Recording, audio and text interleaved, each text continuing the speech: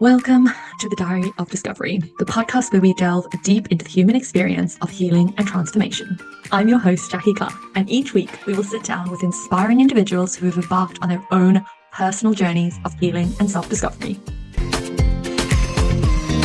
From overcoming trauma to navigating life's challenges, our guests share their raw and honest stories, offering insights, wisdom, and hope to all who tune in. So grab your favorite cup of tea, find a cozy spot, and join us as we uncover the power of resilience, courage, and the pursuit of authenticity. This is the Diary of Discovery. Okay, welcome to the podcast, Hollie. It is so good to have you here. Do you want to just take a second to let the listeners know who you are and where you're from? Yes, thank you. And thank you so much for having me as well. So I am Hollie. I live in Newcastle upon Tyne in the UK, so quite far up in Geordieland. And I'm currently a brand strategist, graphic designer, creative consultant for multi 6 and 7 figure female entrepreneurs and business owners. And I'm actually in the process of setting up a second business all around NLP coaching and mindset as well. Oh my gosh, that's so incredible. And from knowing you for a number of years, I know that we'll definitely talk about how that came around during your healing journey, because I know that the second business definitely stemmed from there. But before we get to that, let's go right back to the beginning and talk about what actually led you to your healing moment. What was the sort of start of the journey for you?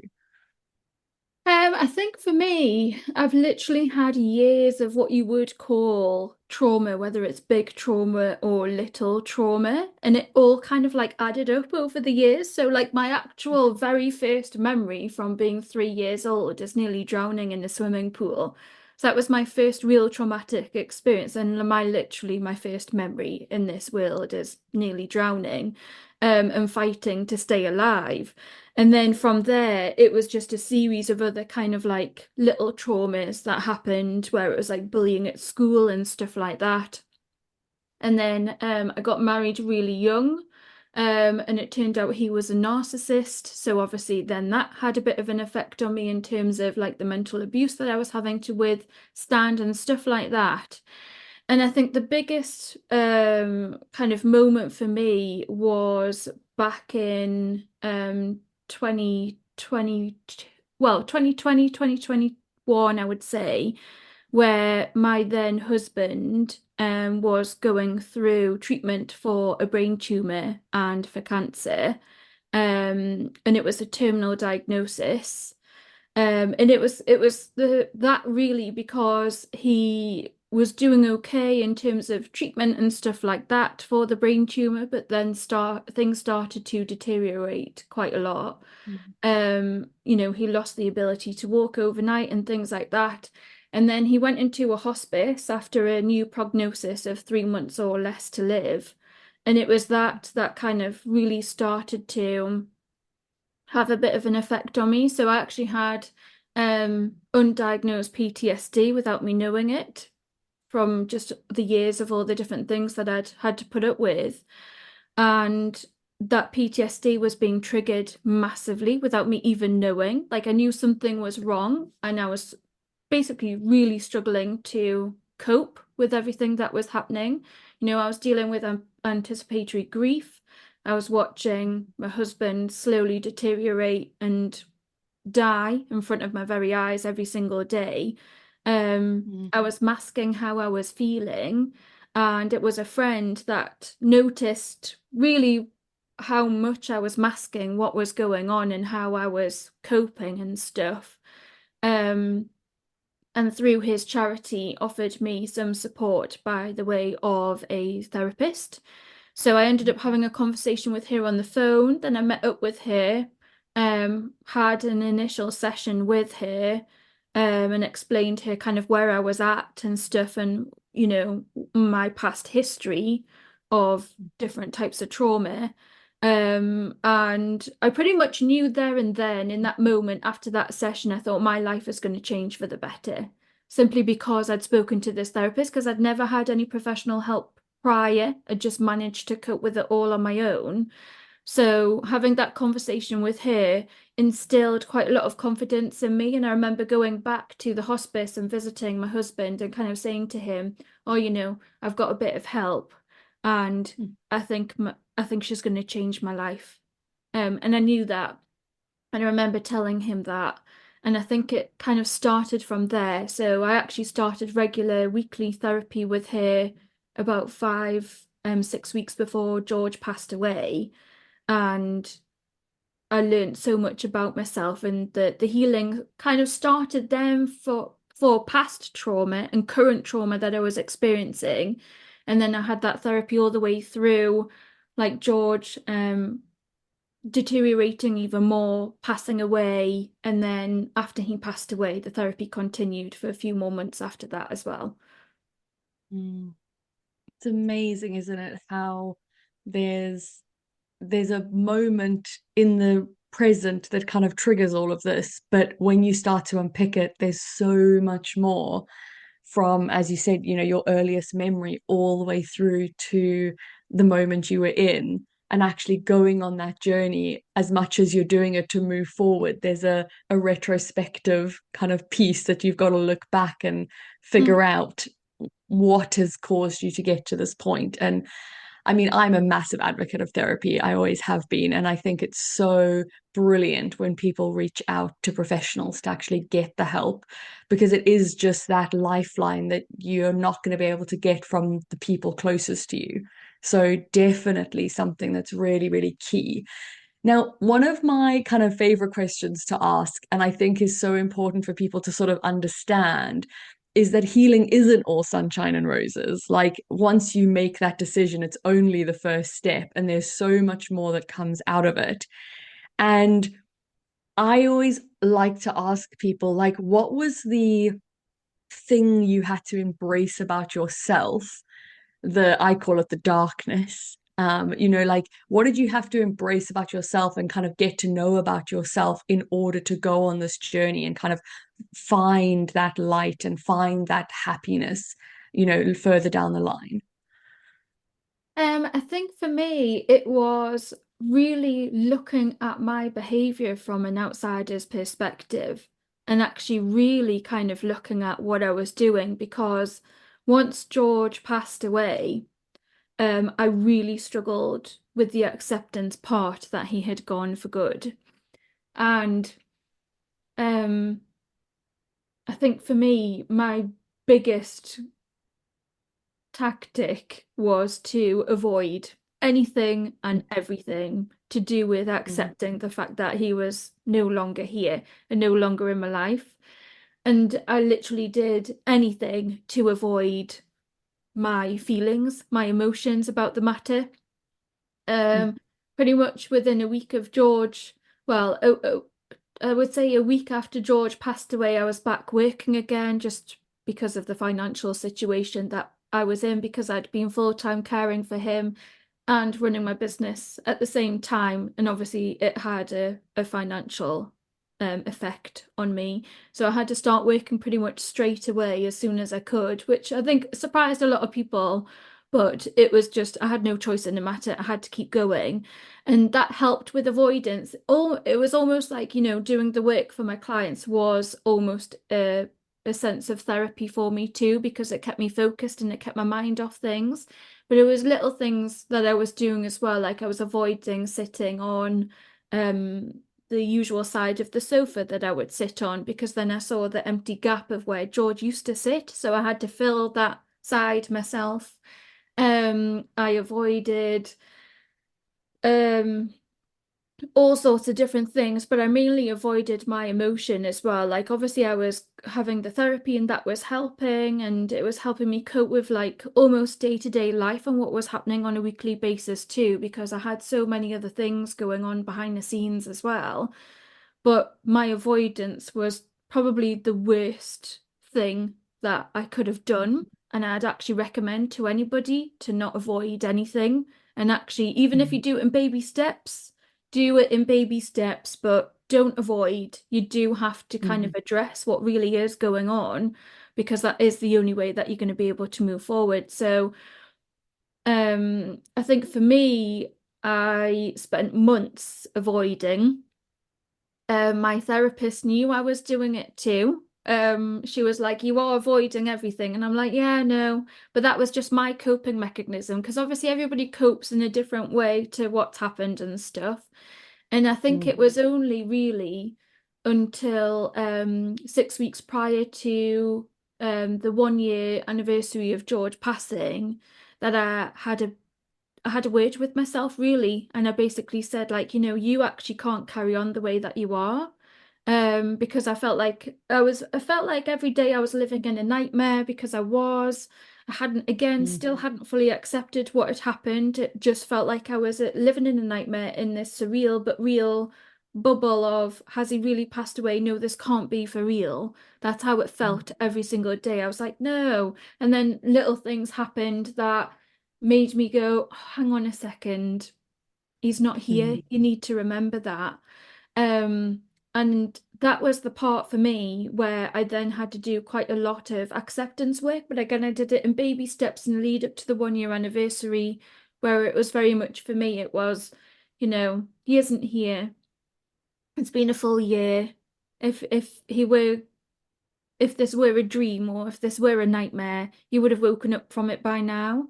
So I had to like mm, do really baby steps in terms of accepting that and also kind of like very slowly helping myself stop avoiding and actually face the reality of the situation as well. And I think it was that mm, part where that then helped me like you say, like embrace and find the light. Because I knew that there was a light at the end of the tunnel. I'd never given up on that.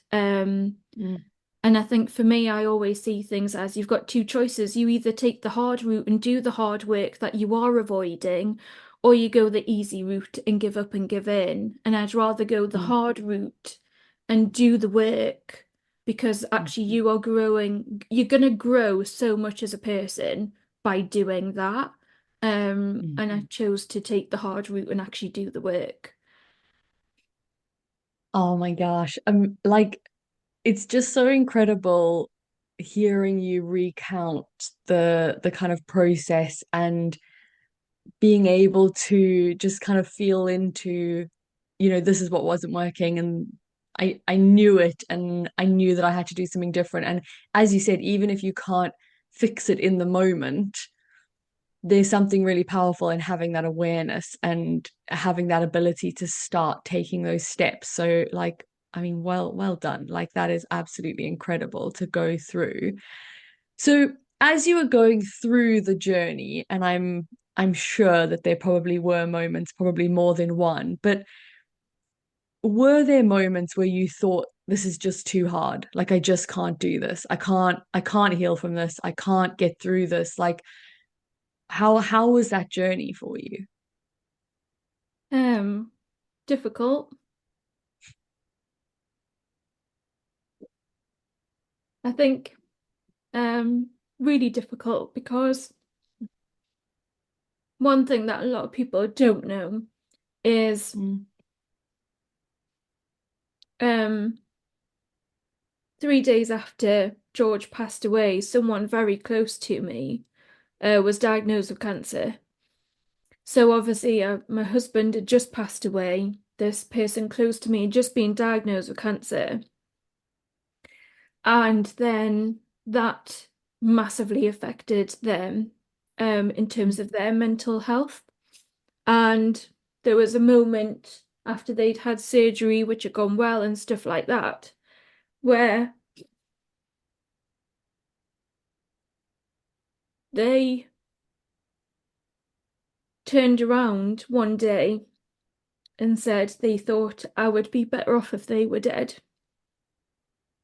And so when you're avoiding your true feelings, but you're still having to deal with grief, you're trying to live with grief and the excruciating pain that comes with it on a day-to-day basis.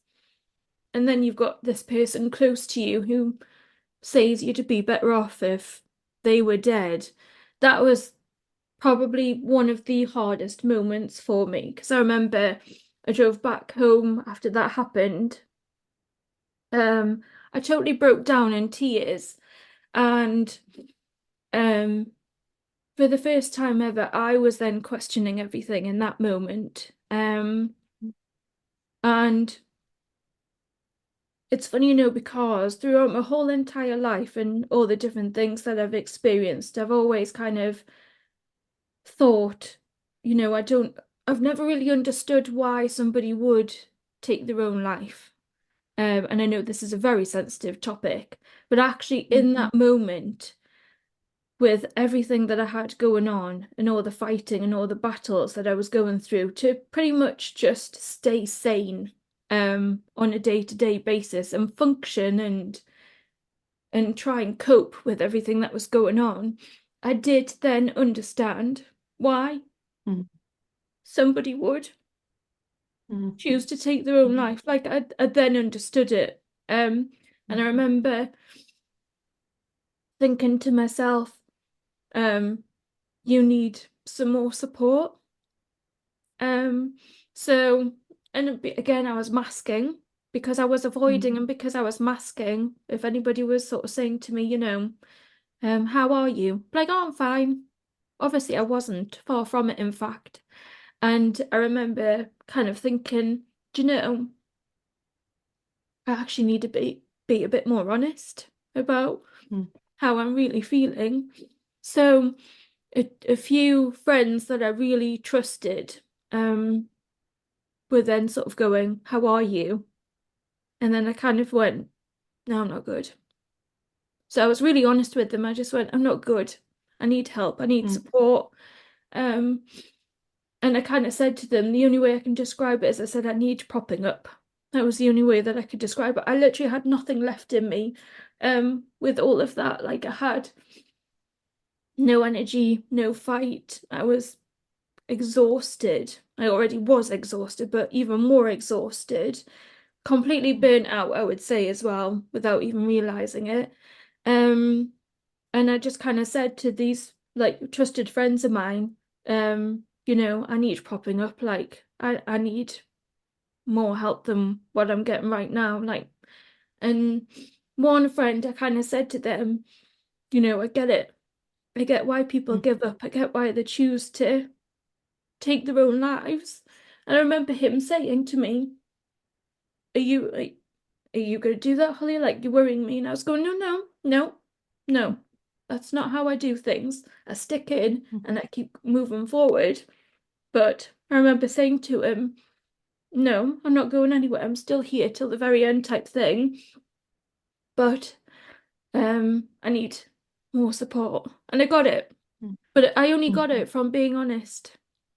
mm. So rather than masking and kind of going, "No, I'm fine," I only got the extra support from like a very close circle of friends by being really open and really honest and kind of going, no, I'm not all right. And it was very much, that thing that went round a few years ago, which was, it's okay to not be okay. That was me in that moment. I was like, do you know what? It's okay to not be okay, but actually, you need to be telling the people around you that you're not okay, because otherwise, they're never Mm, going to know. And this is the thing, I think I do class myself as a strong person. I am. I've had to put up with a lot. I've dealt with a lot over the years, and I don't think it's a weak thing to say as a strong person that you need help. I actually think mm. it's the bravest thing that you could possibly do is to actually say, do you know what? I need some help. I can't cope, and I need some more support. And can you help me? Because it is the best Yeah. thing that will ever happen to you. Oh, absolutely. I think that vulnerability in healing is so important. Being able to actually say, this is what I need, this is where I'm at, and to have that community of people, whether it is professionals or whether it is a friend group or, whoever it is, to have that group of people that you can just honestly say, actually, I'm not okay. And it's really, really interesting because suicide is such a triggering topic, but I can absolutely agree with what you're saying. in my own healing journey, I remember driving home from a contract I was working away at the time. I was driving on one of the motorways in the UK, and I thought to myself, it would just be so easy to drive onto the other side of the road. And I remember in that moment, like it was a shock for me because I had never understood exactly like you're saying, I'd never understood how somebody could do that to the people around them. And then to suddenly be in that moment where you think like, oh wow, like this is the moment where you've got to make that decision to either dig in Mm, or, you're potentially not going to be here to have that fight, which I think it's such an important thing for people to talk about mm, because I think a lot more people actually have those moments and feel really ashamed or really scared to say out loud that actually they've been in that place or they've had that thought. And I completely agree with you. At no point was I a suicide risk. At no mm, point was I actually going to take any action off the back of it. I definitely don't think um that I would ever have actually acted on any of that. But even just having those thoughts is really scary. And I think it's really important to have that community of people to actually have those conversations with and kind of engage with. So, well done again mm. for saying that out loud. Like it's such a hard thing to do. I completely understand it. So that's incredible. And it's really interesting because as you go through this kind of healing process, I know for everyone, there is a fundamental change in who you are as a person and what you believe to be true in the world. So, what do you think your biggest kind of change in the outlook of life was as you kind of have gone on this journey? I think the biggest change in my outlook was to not take time or people for granted.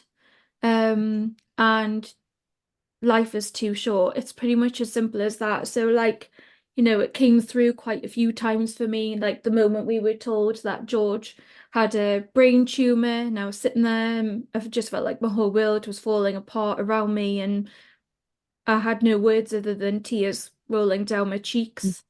And it kind of made me realize, it's about the people. It's about the people that you have in your life. It's about the people that you love. Nothing else really matters. And it was very much like, money comes and goes because it does. Jobs, they come and go. Items, things like materialistic things, they come and go. Are they really that important in your life? No. The most important thing Mm, is the people in your life and how you are spending your time as well. And it was very much for me, um, kind of one of the conversations that we'd had that I didn't fully appreciate at the time, but when we got George's official diagnosis of terminal cancer. It was on the phone with the nurse specialist, and I remember her saying, make the most of the time that you've got available to you. And I remember like coming off the phone and I was more in fight mode. I was like, we're going to beat this. Like, we're going to work as a team. We're going to beat this. We're going to stick our two fingers up at cancer. Like, no, it's not going to get the better of us without us probably really like, yeah, we were in fight mode and that kind of thing. And I think both of us just didn't want to accept what was really going on in that mm, moment. And I never really took in what she said. But then it was only as George started to deteriorate, he lost the ability to walk overnight one day as well. mm, So obviously his ability to walk was taken away from him overnight, and it was almost like, oh, hang on a minute, this something's not quite right here. And that was another moment. And then like I think as well in the lead up to George passing away as well, and reflecting on the life that he'd had. And funny enough, actually, there was a moment where George was in a hospital before he went into a hospice, and he was on an open ward, and there was a man on there. And he introduced himself to another man on the ward. And he went, "Hi, I'm such and such. I'm 89 years old and I've lived a good life." And he introduced mm, himself that way. And it was that also made me reflect quite a lot as well, because like I walked away from my visit, walked back to the car, and I started to reflect and go, has George lived a good life? Like, he was 46. And I was like, has he lived a good life? Yeah, he has. Is he a happy man? Other than the cancer and everything that was going on, if that hadn't been there, yeah, he was actually a really happy man. He had everything that he wanted in his life. And then I reflected on myself and I went, have, am I living a good life? Have I lived a good life? Because I'm such an ambitious person. I'm always striving forward, like to achieve things and want what I want out of life. And I haven't fully achieved it yet, but I'm getting there. It's a work in progress. And I remember going, no, if I died tomorrow, would I die a happy woman? No, because I haven't done the things that I wanted to do. And it was that kind of like was a turning point for me in terms of obviously George was just about to move into the hospice for like end of life care and to be made comfortable and things like that. But it kind of that along with when he passed away, it made me realize, he was 46 years old. His future was robbed of him, but he had a good life. And when it came to his funeral, I did it more as a celebration rather than like a sad affair. And he didn't want it to be a sober funeral. I made it like a celebration of his life. I stipulated no black clothes for his funeral. I had funny stories be told because I wanted people to laugh, but I also wanted to people to really think about their lives and how they are acting, how they are behaving, what are they doing, what are they experiencing, and taking more control of what they're doing on a day-to-day basis. So for me, it was very much kind of, live your life now, don't wait for a rainy day because it could literally be taken away from you within seconds because it can be. And that was the Mm. biggest thing for me was live your life now. Like, yes, be sensible, put money in the bank and save it, but don't be so caught up on saving money for the future that it is then too late and you can't enjoy doing the things that you want to do because you cannot hold yourself back. So that was the biggest kind of like outlook for me. So I then went on a journey. So I was 34 years old when George passed away. I turned 35 um, that next year. And so I went on a bit of a journey where I created a 35 before 35 list, where it was 35 things I wanted to do or experience before I turned 35. And I think I achieved Mm. about half of them on the list. I have a new list now. Now I'm a bit older. It's like 40 before 40, but that's too many things, 40 things. Um, but it just kind of really makes you think, and I would recommend people do this actually, like create a list and go, what do I want to do? What do I want to experience in this lifetime? And then go out and make it happen. Because then you are fully living your life. And last year I climbed Snowdon, and I remember climbing Snowdon and going, do you know, if I died today, I'd die a happy woman.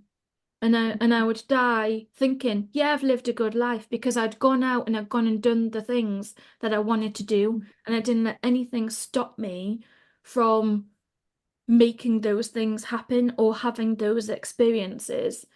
So to me, it's all about living a good life, spending time with the people that you want to spend time with, and again, don't wait for a rainy day because it might be too late, and tomorrow isn't guaranteed. So I think like again, people can get stuck in the nitty-gritty of like all the negative things that might happen to them on a day-to-day basis and then almost let that influence how their outlook on the rest of the day. But I'm very much like, no, no. Like, if you died today, would you die a happy person having that outlook on life? Or actually, do you want to kind of look at that and go, really, does that really matter? No, it doesn't. So I think my whole perspective on life changed in terms of what is important and what isn't important. And I think being able to share that with other people and kind of go, that person that went and annoyed you the other day by something that they said, is it really that important? Do you really want to let that comment or that thing that's been said or that thing that has happened to you, do you really want to let that affect you and how you're feeling for the rest of the day, for the rest of the week, the month, the year, for the rest of your life? Or actually, would you rather work through it, come to terms with it, and move on and live a more happier life having dealt with it and not let it affect you? So that kind of sums it up in such a way. Oh no, absolutely. Um, so the next thing that I wanted to kind of touch on then, and I guess for you, there was a real kind of clear divide in this around how this healing journey actually changed the purpose of what you do and the work that you do. Because as you said, you are a graphic designer, a brand strategist, you've done absolutely incredible work in that area. I think it was for like 16 years before you started to shift over into this kind of new way of being. And like what changed? Like what was the journey that got you to this point of taking up NLP and shifting the work that you're actually doing? I think it was literally that moment that I spoke about before, where, that person close to me had said, I think you'd be better off if I were dead. And because I have like a mindset where I've never played the victim in terms of what's Mm, happened to me and stuff like that. I've always kind of like had a growth mindset, and actually it's a family member that taught me to think that way, and will forever be grateful to them for that. Um, but I think at that time on that night, I started to question everything for the first time, and it was I was kind of going like, why is this happening to me? And then I did ask that typical question of why me, which is kind of can be a little bit of a victim question. But it was the first time I'd asked it, and I was kind of going like, why me? Why am I the one that's having to go through all of this? Why am I having all of these experiences? Why is it all happening at once? Like, what am I meant? And it was very much like, what am I meant to do with this? Like, what am I meant to do with all of this that is happening to me? And the thing that really sort of like came through was not to keep it to myself.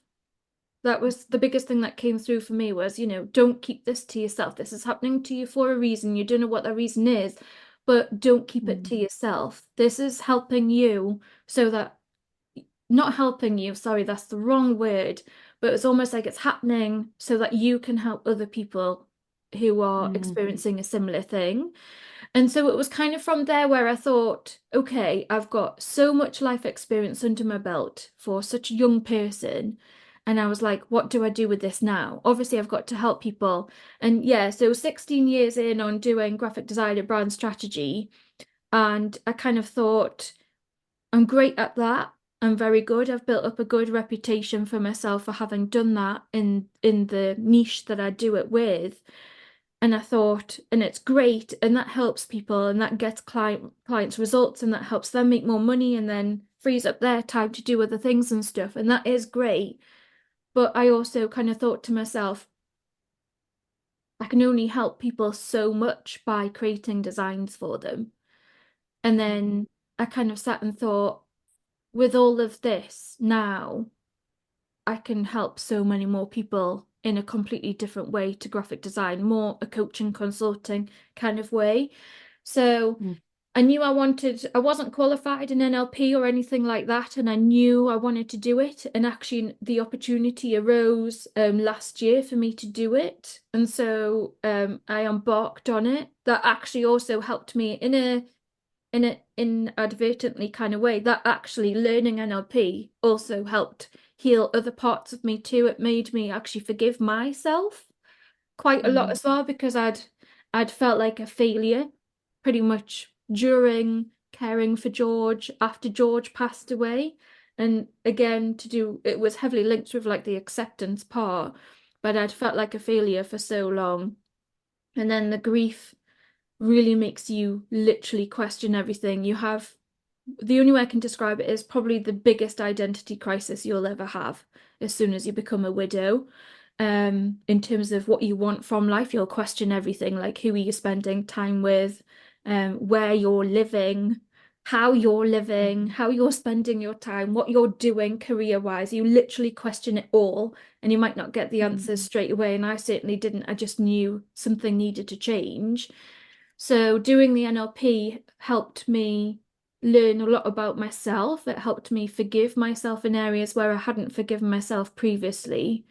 And then with that, it's only now, so it'll be 3 years in November that George will have passed away. It's only now that I feel ready to start helping people more through the NLP coaching. And I think it's because they always say with coaching or even more so with therapy, you have to have done the work yourself first and be comfortable before helping somebody else. So I'm almost Mm, at that point now where, well, I am at that point now where I'm more than comfortable in helping people because I've come to terms with what's happened. Um, I live with it on a daily basis. I have healed a lot from it, and they say time is the greatest healer. I do actually agree with that massively as well. mm, Um, and I think for me, the timing just had to be right as well in terms of wanting to settle myself. And again, when I said before, like, I was just utterly exhausted, it's probably taken me this whole time, like 3 years, to actually not feel exhausted.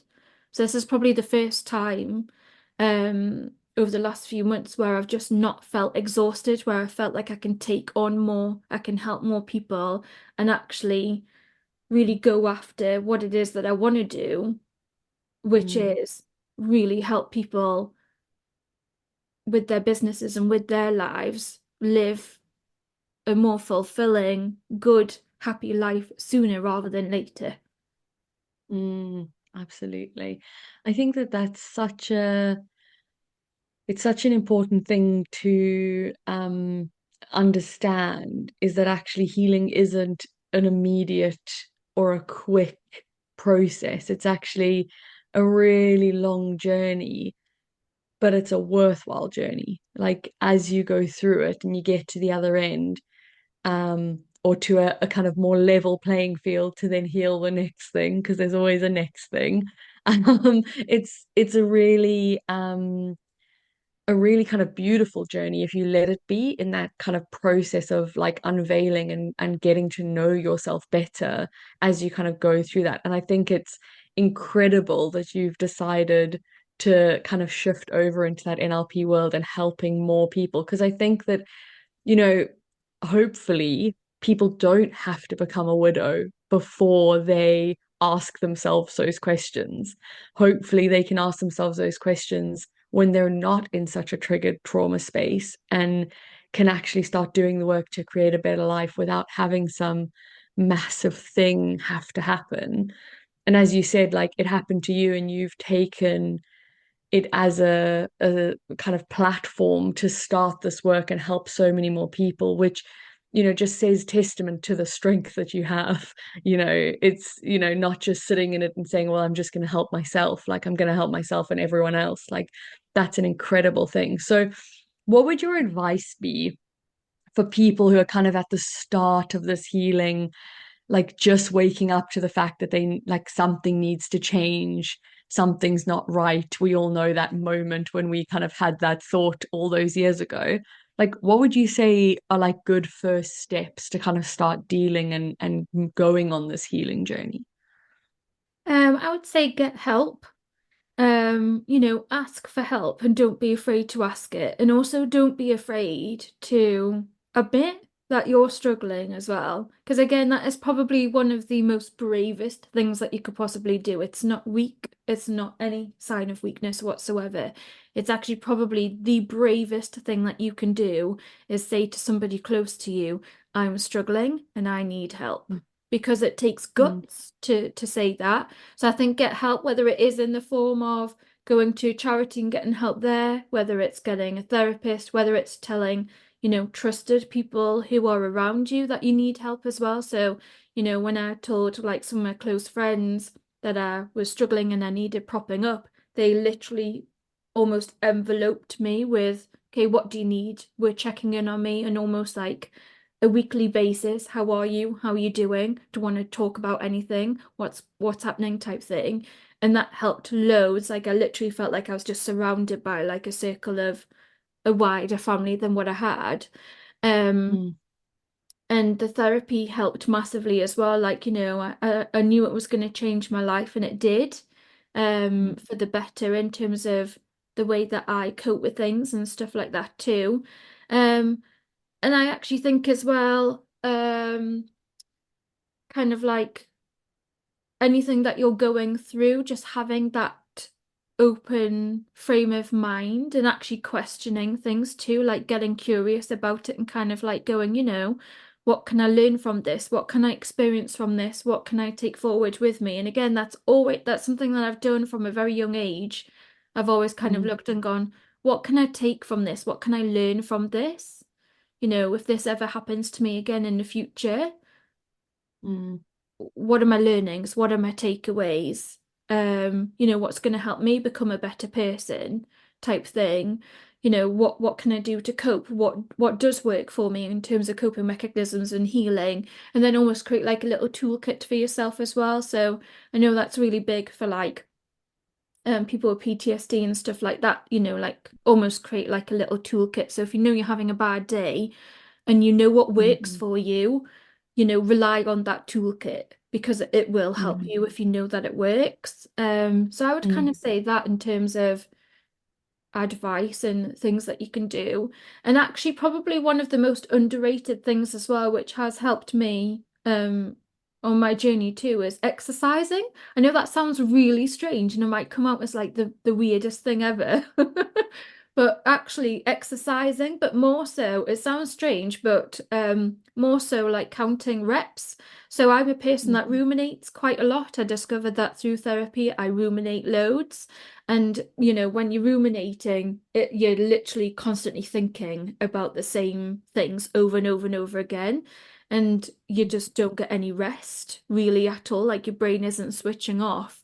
So doing mindful activities that's going to help you switch your brain off from ruminating is probably one of the biggest things that's helped me too. So, like, I go to the gym and I lift weights and I count my reps, and all I'm focusing on in that moment is getting to 10 reps. mm, And that to me is probably the one of the biggest parts of mental health therapy is actually exercising because it will do so much more for you mentally than what you may ever realize. So physically, yes, it helps, but mentally, it's like a hidden little gem that will do wonders for you. So if you're not a member of the gym and you're not working out, go join or go start working out because it will make such a big difference to your mental health as well. Oh, absolutely. I'm a massive advocate of exercise in mental health. I run and it's exactly the same thing. The whole time I'm running, I just have to worry about one foot in front of the other. I just have to worry about staying upright and nothing else matters. So I completely agree that actually that's such a good piece of advice to give people. So healing is an ongoing journey. We know this. It starts and it pretty much never ends. There's just different levels and hopefully less trauma as we go through. But what is your next focus? Like, what's the next thing that's coming up for you at the moment that you're focusing on to like dive into from a healing point of view? So for me, it's a couple of things. So, I used to journal every single day and I kind of stopped doing that because I didn't really necessarily need it as such, but Hmm. it's only now where like I want to get back into doing that again. And I think again from having learnt NLP and qualified as an NLP practitioner as well, I've now got the skills to coach myself. Like I used to coach myself anyway during my journaling. But now I can actually do it even more and kind of like I did it a few weeks ago. I just free wrote in my journal and then I literally with my NLP practitioner sort of mindset on, I then looked at what I wrote and I literally just then questioned myself on almost everything that I went and wrote. And then kind of worked through that and that was really good. So I'm doing more of that. And then I think as well, it's because now I've got more energy and I feel more settled and stuff like that as well. It is looking to the future a bit more and kind of going, what do I want from this life? What experiences do I want? And whether you call that healing or not, I don't know. But I see it more as living. It's more like, I've I've I've I've done the healing, and yes, there will always be a continuous element of doing that throughout your life, but I'm also here to live and to enjoy life too, and make the most of the time that I have available to me too, and make an impact through doing that living too. So one of my biggest things I think at the minute is like doing the more of the actual inner work now I've got the energy. So I'm ramping up things in terms of my fitness levels and stuff like that as well. So like I'm just about to probably commit in the next couple of days to running a half marathon at the end of the year in like 20 odd degrees or something. Yeah, I've got a 10K run coming up in June, so training started for that. And just doing more of the inner work, but more in terms of how I view myself, like in terms of my inner critic and things like that, because we can be so critical of ourselves. And again, through studying NLP and stuff, I've kind of come to forgive myself quite a lot based on that, but actually feel like there's more work to do. There's like another layer down that I need to go down.